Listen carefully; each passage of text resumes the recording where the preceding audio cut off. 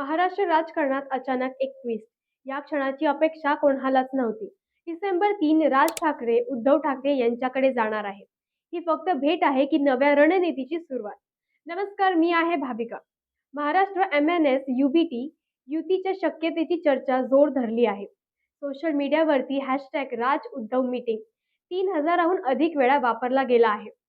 आणि लोक विचारत आहे, भाऊ एकत्र पण का? 1991 पासून सुरू झालेल्या शिवसेनेच्या स्प्लिटची ही सर्वात मोठी टर्निंग पॉइंट ठरू शकते. राज ठाकरेंनी MNS तयार करून स्वतंत्र ओळख मिळवली, तर उद्धव ठाकरेंनी शिवसेनेला स्थिर नेतृत्व आणि शहरात मजबूत पकड दिली. दोन भाऊ, दोन भिन्न राजकीय पद्धती आणि सत्तेची तुलना. आता अचानक भेट आणि अचानक चर्चा हे महाराष्ट्राच्या राजकारणात धक्कादायक ठरू शकतं. विश्लेषक सांगतात, ही भेट फक्त फ्रेंडली नाही. मुंबईसारख्या महत्त्वाच्या शहरांमध्ये BMC निवडणुकीपूर्वी सीट शेअरिंगची तयारी सुरू आहे.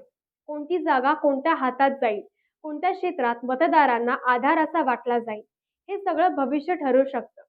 राजकीय ताकदीचा गणित आणि जुन्या विविधांचा गंध आणि नव्या गठबंधनाची शक्यता, हे सर्व गोष्टी भेटीत मिसळल्या आहेत.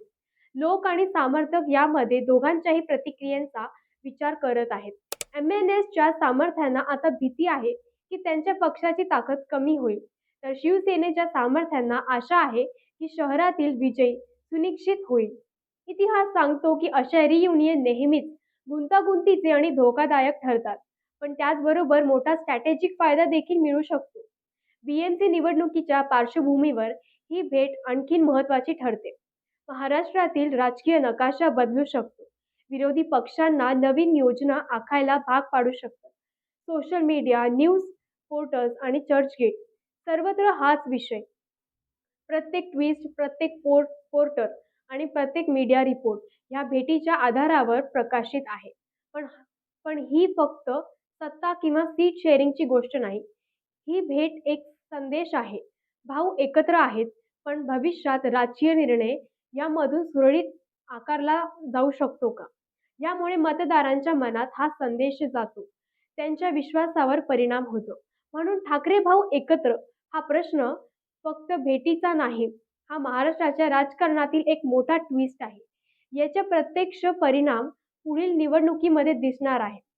1991 पासून सुरू झालेला संघर्ष आता नव्या वळणावर आहे आणि राजकारण पुन्हा एकदा रंग बदलण्याच्या तयारीत आहे. या क्षणी भाऊ एकत्र येतात, पण त्या क्षणी शहर नाही, संपूर्ण महाराष्ट्र जास्तीच्या लक्षात येतो. आणि हा ट्विस्ट एक भेटीमुळे महाराष्ट्र राजकारणाच्या भविष्याचा नकाशा पुन्हा बदलणार आहे. अशाच अपडेटसाठी आमच्यासोबत जुळून राहा. धन्यवाद.